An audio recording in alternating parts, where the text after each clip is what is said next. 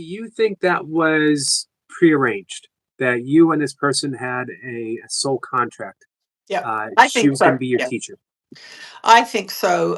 The relationship has it was my sister, actually, a younger sister, and our relationship was troubled and combative right from the beginning. And it's neither of our faults, I don't think. I think we came in, and how ironic that she was the one that bought the course for me that day, and when Wow. she threw it on my lap, that was the sister. And it's been an ongoing challenge for many years. And I truly believe that the person that you hate, the person that is the one that is the difficult one for you, is the biggest gift that you've been given, because they're the one that make you suffer, and they're the one that will get on your nerves so much that you end up being willing to forgive them just to get them out of your head, Wow. because they live in your head. That's how you know you have a resentment. They're taking up space in your mind all the time. And when they show up in your mind, and this was something that was shown to me a few years ago about this particular relationship, and I think it's a valuable teaching opportunity here, is that the person, I would accuse this person of being very vain. They were very beautiful and used that to get what they wanted in the world. And I was driving back from Arizona, and this person was in my mind, and I was so annoyed. I'd been doing years and years of forgiveness practice, and there they are popping up in my mind again. And I remember yelling at Jesus for about an hour in my car. I was so mad. I was like, you have to show me what I'm getting out of this. And I think I asked the right question finally. You have to show me what my ego is getting out of this. And about 2 days later, I got a download of information. And when I say I yelled at Jesus for an hour, every ounce of me was praying and yelling, like, you've got to help me here. I can't do this anymore. And I was shown that every time I had a hateful thought about my body or my appearance, this person would show up in my mind. They were the symbol of vanity that my consciousness had created. It was sort of like a personification of somebody who's obsessed with their appearance and uses it. And so I was born into a vain family where beauty was more important than everything. And so the setup for me was to heal my vanity, my constant judgment of myself. That's who I attacked. I would attack myself, physically attack myself. And so I was shown this 2 days after I had this sort of anger episode, that it was as soon as I had a hateful thought, it would create the image of the person who I blamed. And to this day, it's gone now because I've trained my mind now. That was Jesus' way of helping me see that the scapegoat that I had created was hiding from me my self-hatred. That's what this person in my mind was doing. So it's a perfect representation of projection, right? The Course talks about projection, that we project onto someone else something that we do not accept about ourselves. And so I was projecting my vanity onto this person. And once I was shown, because I asked the right question, show me what my ego's getting out of this, then I got to see, oh, every time I judge my body or judge my age or my hair or whatever it is, because it's always been physical for me, she would show up in my mind. So I say that to people. If you have someone who pops up into your mind, it could be a wealthy person, could be a politician, it could be a parent. When they show up in your mind, what was the thought you had just before they showed up? And that was how I was shown. I was hiding my own vanity and self-loathing from myself.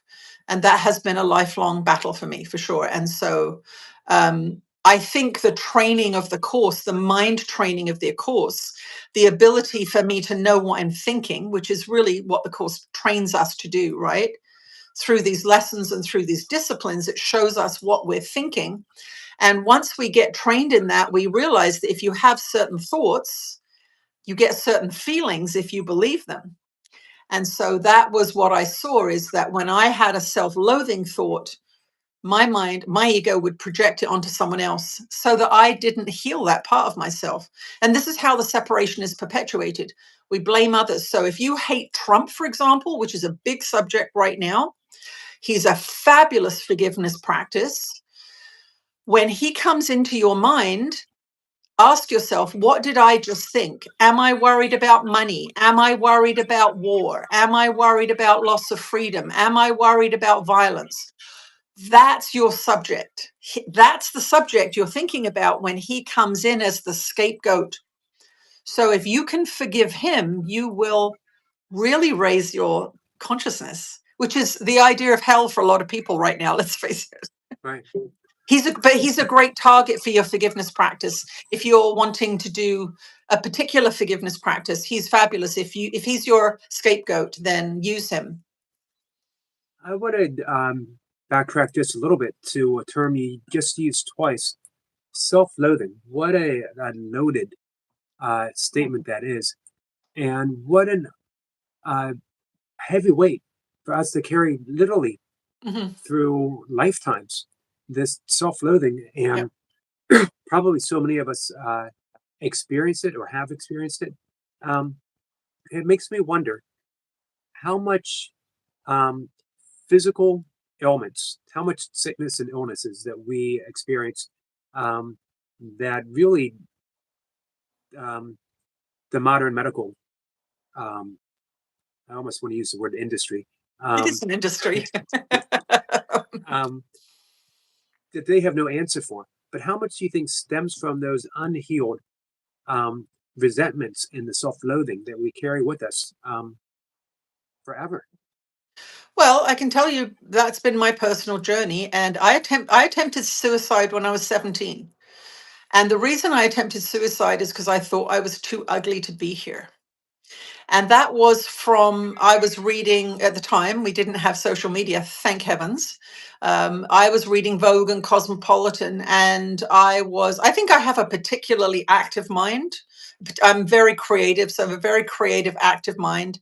And with the environment that I was raised in and the family I was raised in, this obsession with physical beauty was front and center. And the way my ego played out was attacking my appearance and attacking my physical body. And of course the course talks about this.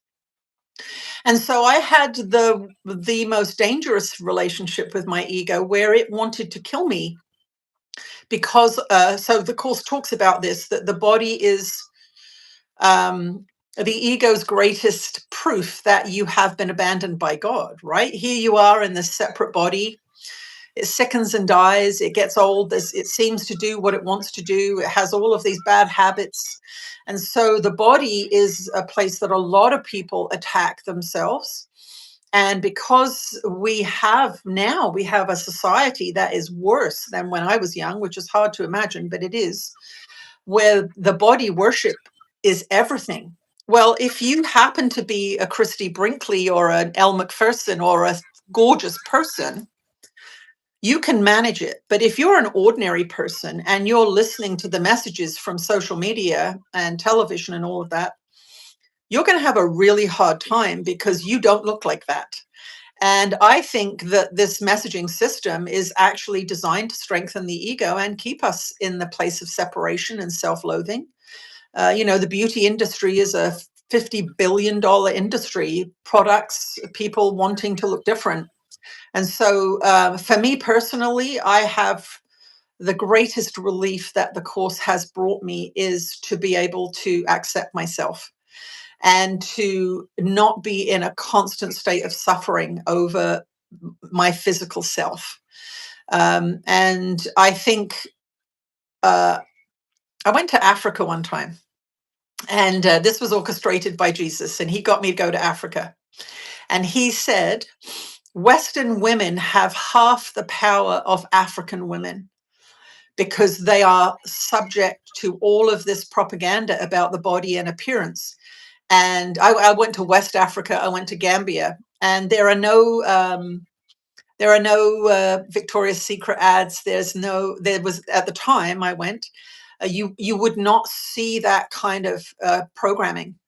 And he said, African women are twice as powerful as Western women. You would never believe it, but it's true.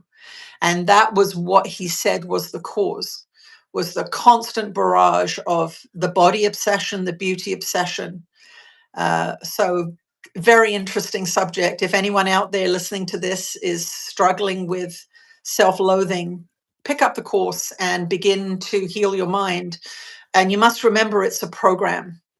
It's a program that we've been taught. It doesn't mean we're stupid. It doesn't mean we're anything. It means that we have been programmed, and we have to reprogram ourselves. And to your point about sickness, yes, if you are at the frequency of hatred, which is what self-loathing is, and your body functions best at the frequency of love, then your body's not going to function well if you're at the frequency of hatred, yourself or anyone else.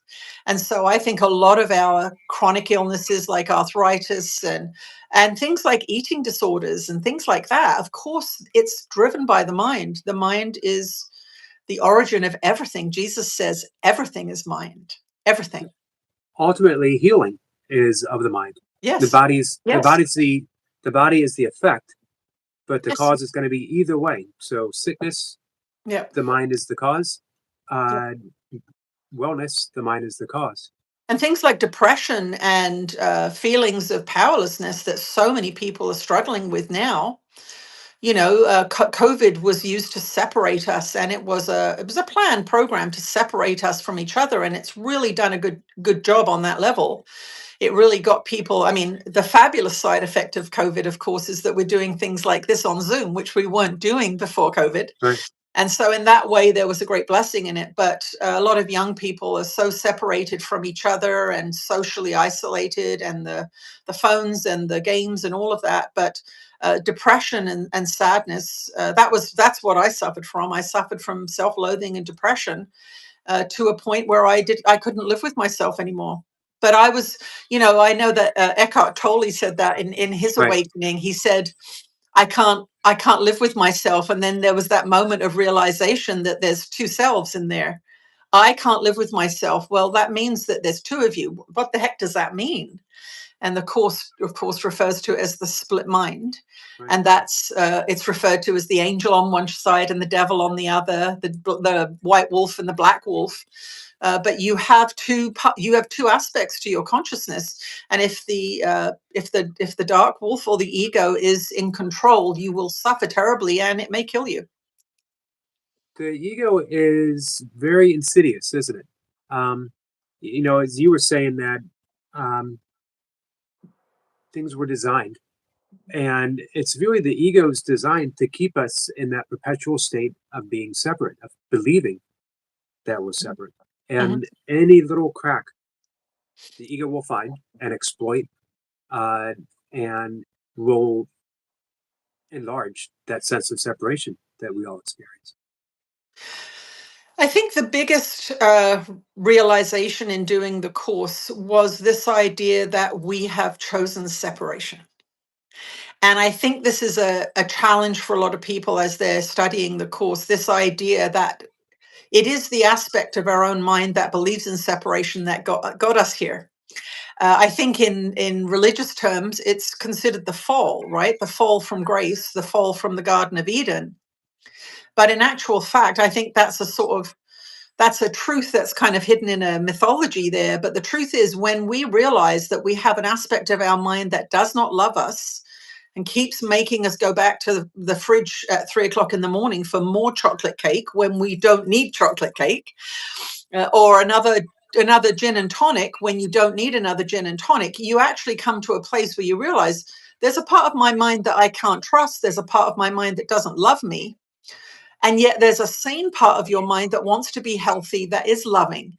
And I think that's a huge realization. But when you actually think about there's a part of us that brought us into separation, that's what we're undoing. And that is why it's so difficult, because we came here because we believe in separation.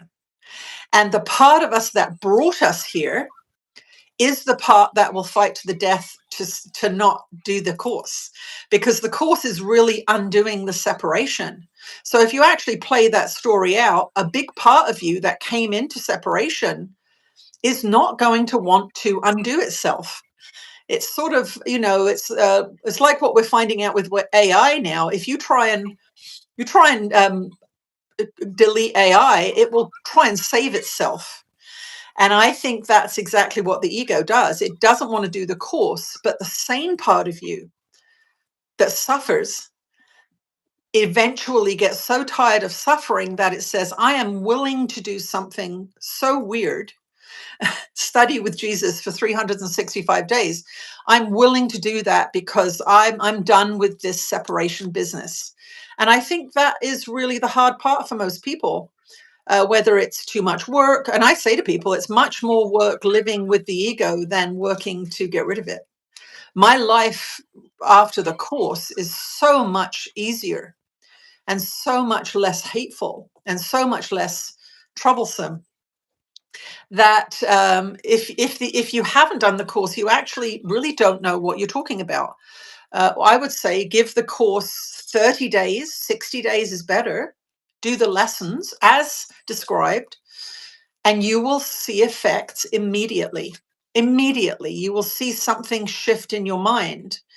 And if you're smart, if you listen to the white wolf, the angel, then you will continue on with it and you will find that your life will change for the better. It does not change immediately, completely, obviously. We've made a thousand decisions in the last, let's say we've made 1,000 decisions in the last 2 years that's got your life where it is. It could be your yoga practice first thing in the morning. It could be your gin and tonic on a Friday night. You've made 1,000 decisions that have gotten you where you are. And through the course, you're going to start to make new decisions. So over time, your life will drastically change. But I guarantee someone, if someone does the course for 30 days or 60 days, they will see an effect that is good, and they will be willing to continue on.